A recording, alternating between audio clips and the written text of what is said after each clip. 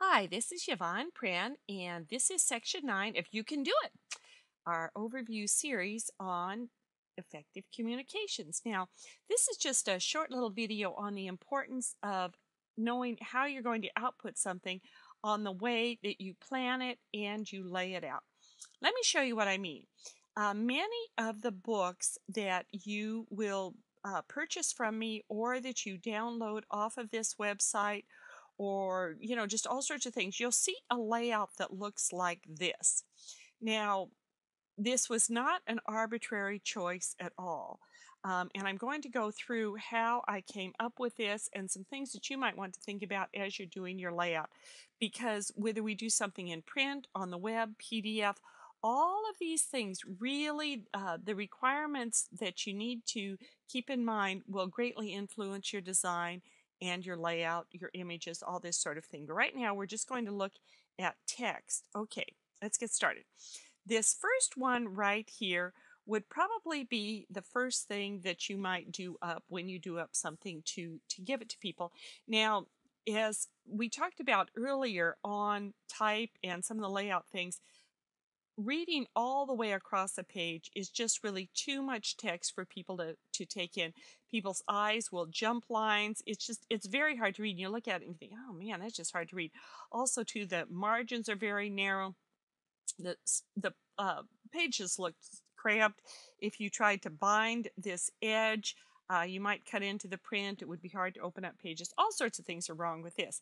Now, look at how much better it looks just by making the margins wider. It looks a lot easier to read, but still you have to go across quite a bit. So let's look at one more thing. And here on each one of these, I have the before and then how I switched it. Now, by taking this information and simply putting it into columns, this makes it much, much easier to read. Now, it's kind of interesting, too. People sometimes, for some reason, think that columns take up more space. They don't at all. I want you to notice where this stops. It stops on the text over here, but see how much more material I get in just by putting it in columns. You actually have a tremendous amount of leftover space at the ends of lines. And when you put things in columns, you actually get more in there. And this would probably be a really good layout if you were only going to print something.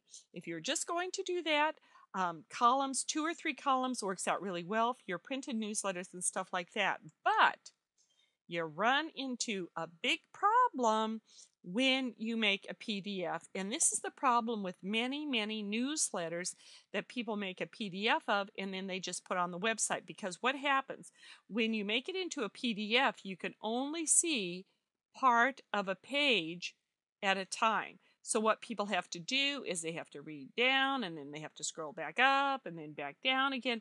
And after doing that for a couple of pages, people bail out. It's just like, this takes too much time. It's too hard. I don't care. I'm not interested. Now, when I realized that, that's when I changed it to this layout. This is a very appealing layout. You can put additional material in the sides. You can skim your headers. And it makes it very, very easy to read, not only in print, but when you make a PDF, when you just see part of the page at one time, you get the whole content. You don't have to scroll up and down and up and down. And it really makes it very, very nice.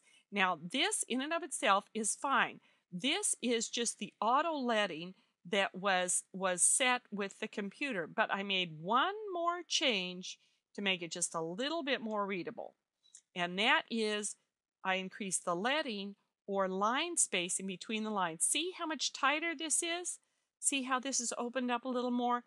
And when reading on a screen, again, when people are reading from the website, that sort of thing, it's just easier on the eyes to have it a little bit more open. So from that very beginning thing where it was all tight, went all the way across the page to a much more open layout that's easier on the eyes, whether you're reading it in print or on the screen or whatever.